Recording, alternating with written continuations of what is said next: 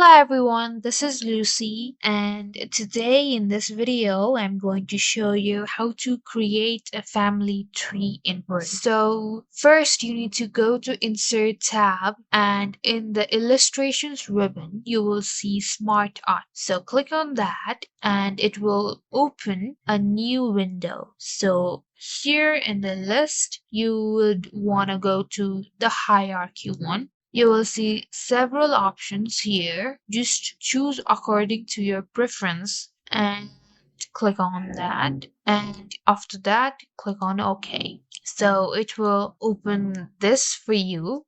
If you want to add a text box here, you just need to go to this option right here at the top left of the ribbon right here, and it will add a new text box at the bottom.